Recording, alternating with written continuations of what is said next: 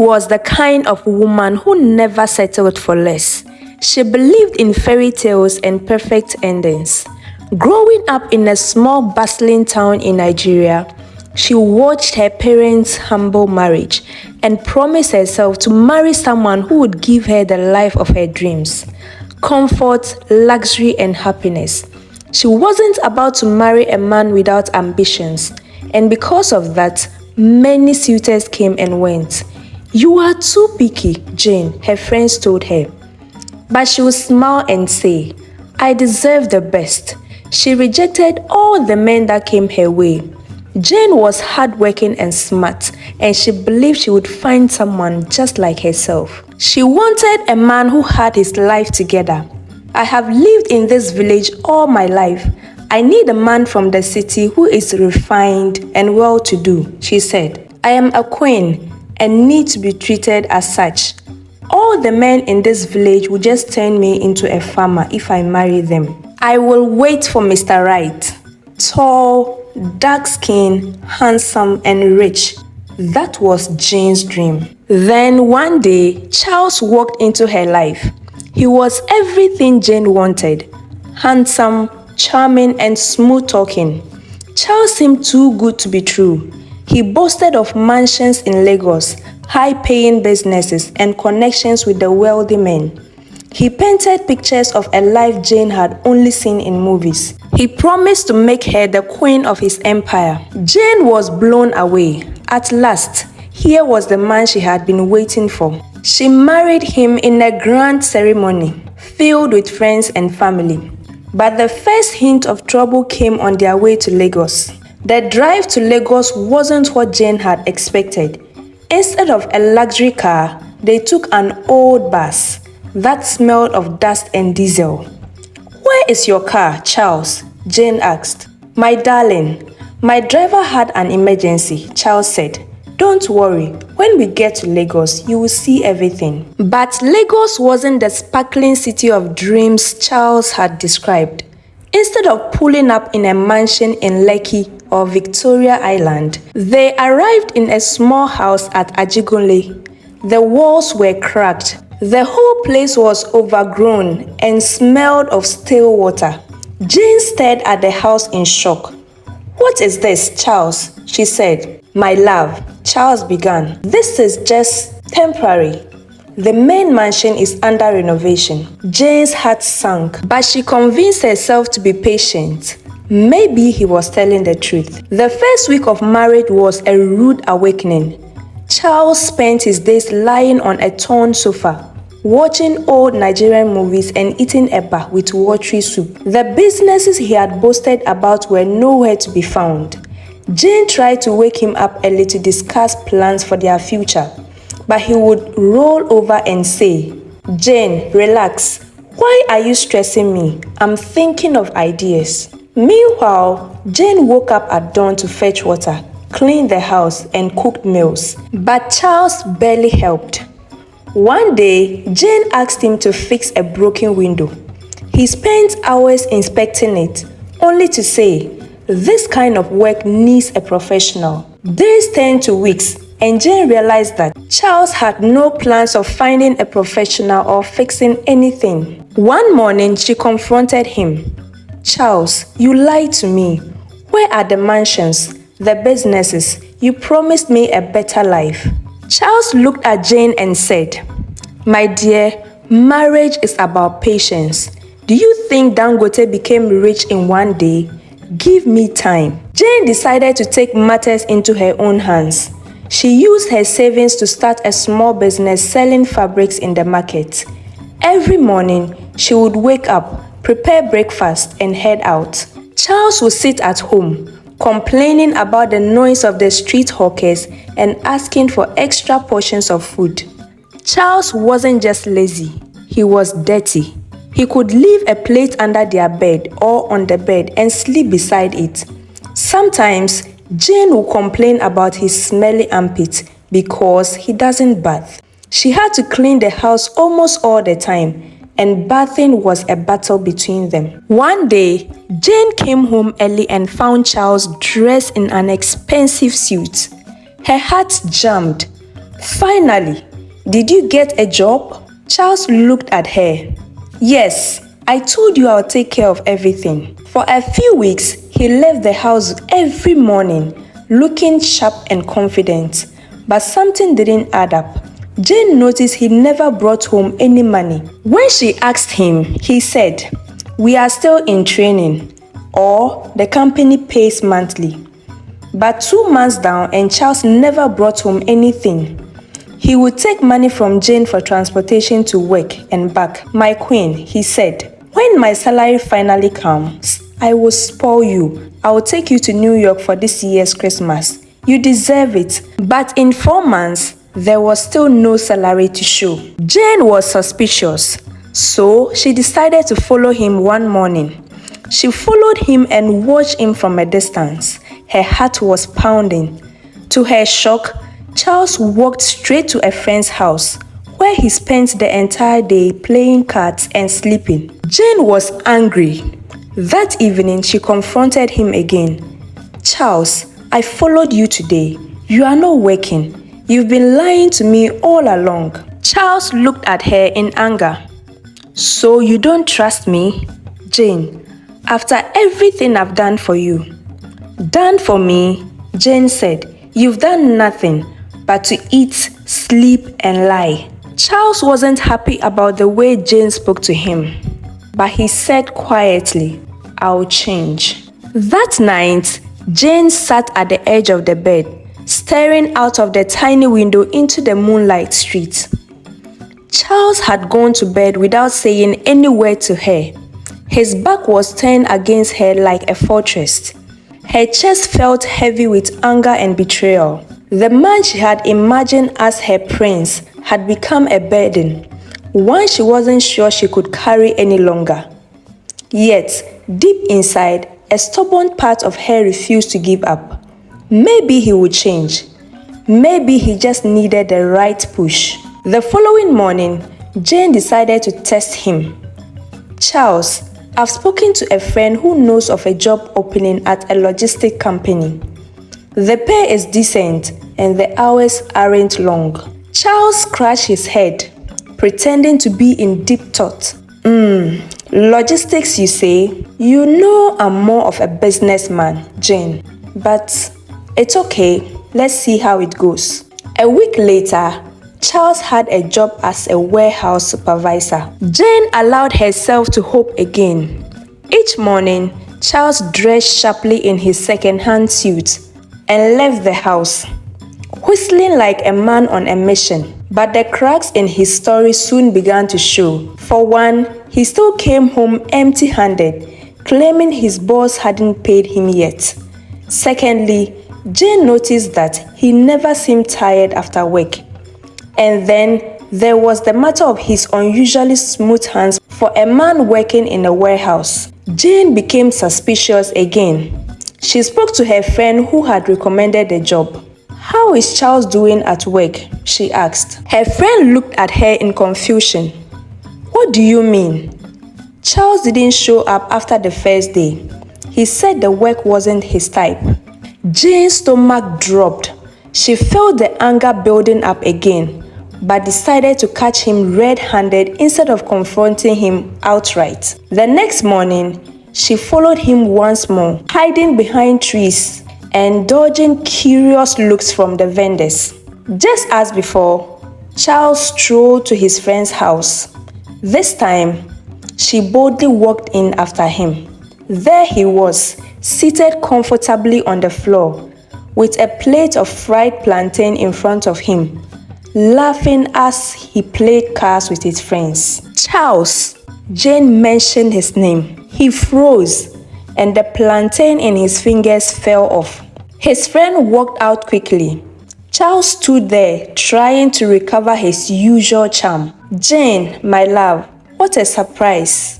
I was just about... Save it," Jane said. "You've been lying to me again. You don't have a job. You come here every day to waste time while I work myself to the bone." Charles scratched his head. "Jane, it's not like that. I needed time to think. You don't understand the pressure I'm under. Pressure? Pressure? Jane asked. You lied about getting a job. You've been lying since the day we met. Charles tried to defend himself, but his excuses only made things worse. Jane left the house that evening and spent the night at her neighbor's place. She needed a plan, but she wasn't ready to give up completely. She still loved Charles, at least the version of him she thought she married. A few days later, Charles began to change. He started waking up early, cleaning the house and helping Jane with her business. He even stopped visiting his friends. For the first time since their marriage, Jane felt like they were making progress, but the peace was short-lived. One evening, a woman showed up at their door. She was tall, confident, and dressed in flashy clothes. "Can I help you?" Jane said. "I'm here to see Charles," the woman replied. Charles appeared behind Jane. His face was pale. "Nneka, what are you doing here?" The woman pushed Jane aside and went straight to Charles. "Charles, you owe me money. You've been dodging my calls. I'm not leaving until you pay me." Jane's heart stopped. "What money, Charles? What is she talking about?" Charles stammered. It's nothing, Jane. Just a small loan from before we got married." "A loan?" The woman said. "You mean the money I gave you to invest in your so-called business? I want my 2 million naira back." "Charles, I want it now," the woman said. Jane felt like the floor was collapsing before her. 2 million naira? Charles, what is this? He tried to calm her, reaching out for her hand, but Jane pulled away. The truth hit her like a slap. Charles had not only lied about his wealth, he had also been borrowing money from other women. The confrontation with Nneka unraveled everything. Charles broke down, admitting he had lied to impress Jane because he was afraid she wouldn't marry a man like him. "I thought I could change after we got married," he said. "I thought you would inspire me to be better." Jane's heart ached, and she was torn between anger and pity. But she couldn't ignore the fact Charles had made her life a nightmare, and his lies kept piling up. She needed to make a decision. But just when she thought she had seen it all, another issue emerged. This time involving a shocking discovery in Charles's past. A week later, Jane returned home from the market earlier than usual. She paused at the door when she heard loud voices coming from the living room. She got closer and recognized Charles's voice, low and pleading. The other voice was a woman's voice, and it was very sharp. "You can't keep avoiding this, Charles," the woman said. "I've given you enough time. Do you want me to tell her everything?" "No, please," Charles begged. "Give me 1 more month. I'll find a way to fix this." Jane's heart raced. She pushed the door open, and the two of them in the room froze. The woman was petite, with striking features. Her presence screamed trouble. "Who is she, Charles?" Jane asked. Charles opened his mouth, but no words came out. The woman, however, was less shy. She looked at Jane up and down and then said, "I'm his first wife." Jane blinked her eyes and shook her head. "His what?" The woman crossed her arms, as though she was daring Jane to challenge her. "I'm Amara. Charles married me 3 years ago in Port Harcourt. I've been looking for him ever since he disappeared." Jane turned to look at Charles, who was visibly shaking. "Charles, is this true?" "Jane, it's complicated," he said. "Complicated?" Amara said. "You left me and our son, Charles. You promised to come back after the so-called business trip to Lagos, and now you are married?" Jane felt as though the room was closing in on her. "A son? Charles, you have a son?" Charles dropped to his knees, tears streaming down his face. "Jane, I can explain. I made mistakes, but I love you. You are the one I want to be with." "Explain?" Jane asked. "How do you explain this, Charles? You've been lying to me ever since we met." Amara rolled her eyes. "Good luck with this one. He will bleed you dry like he did to me." She tossed an envelope on the table. "Here's the paternity test, in case he tries to deny it. And oh, by the way, he owes me 300,000 naira. Jane was too shocked to speak. That night, she locked herself in the bedroom, leaving Charles to sleep on the couch. Her mind raced as she tried to put everything together. The lies. First of all, there were the mansions and businesses he has bragged about. Then the fake job, the mountain debt, and now a secret wife and child. She thought she had reached the bottom of his deception, but it seemed Charles's lies had no end. The next morning, Jane confronted him once again. "Why, Charles? Why do you do this to me? Was there anything you told me that was true?" "I just wanted to be someone you could be proud of, Jane. I knew you wouldn't give me a chance if you knew the truth." Jane shook her head. Her voice was breaking. "And what is the truth, Charles? Who are you?" As it turned out, Charles's story was even darker than Jane had imagined. He admitted that he had no steady job and had spent most of his adult life living with women who fell for his charm. They took care of him because he was handsome. His so-called mansions in Lagos, they were just buildings he see passing through the city. His businesses, they never existed. The friends he visited daily were people who encouraged his lies. "I thought I could change for you, Jane," he said, tears streaming down his face. "But I don't know how."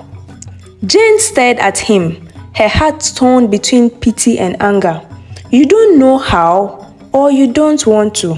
Just when she thought things couldn't get worse, another twist came. While at the market one afternoon, a man approached her. He was tall, well-dressed, and carried himself with an air of authority.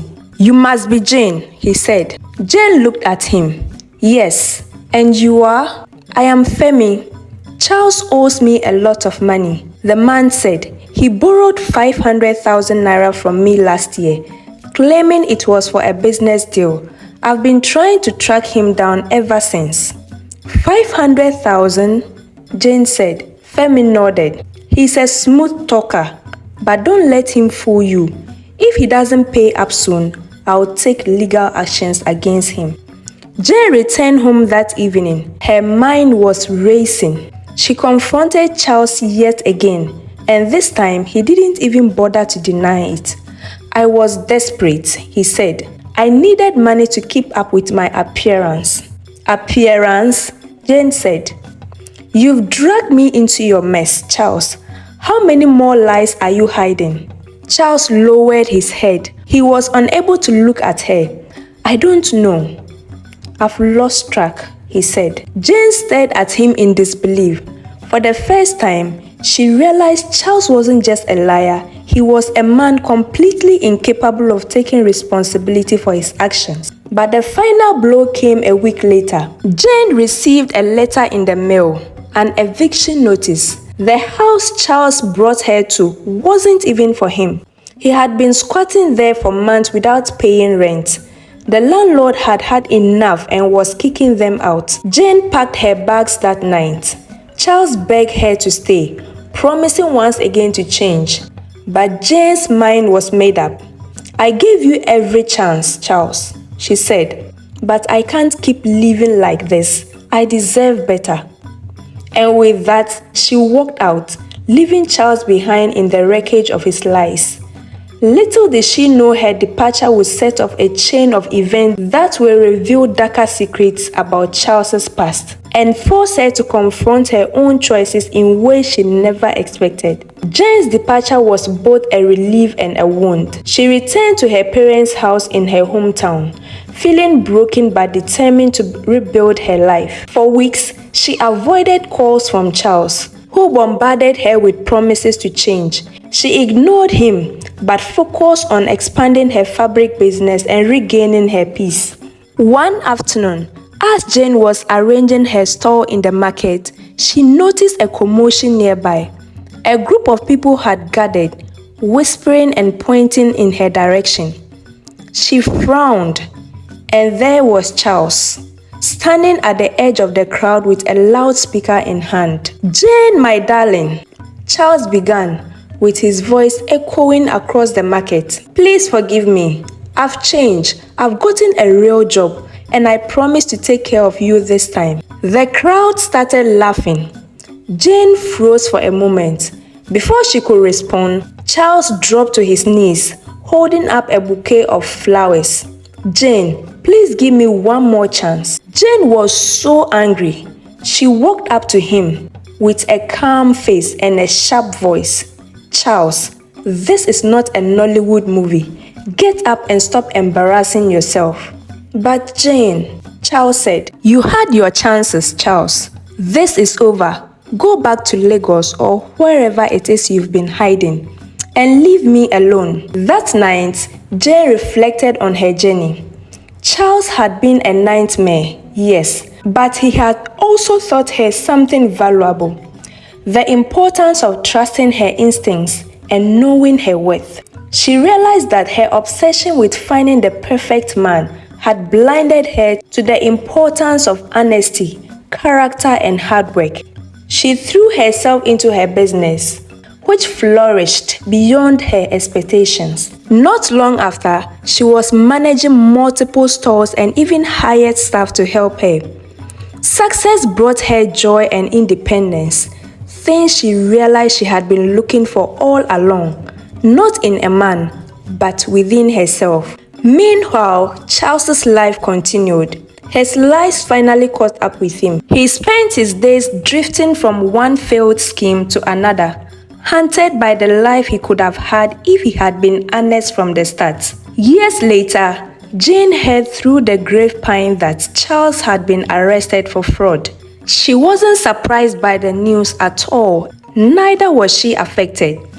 By then, she had moved on completely, finding peace and happiness in her own accomplishments. As she stood one evening watching the sunset over her village, Jane smiled. She no longer needed fairy tales or perfect endings. She had found something far better, a life built on her own terms, and that she realized was the real dream come true. I hope you enjoyed this story. If you did, please do well to like, share, and leave us a comment. Also, don't forget to subscribe to our channel and turn on your notification bell for more captivating stories like this.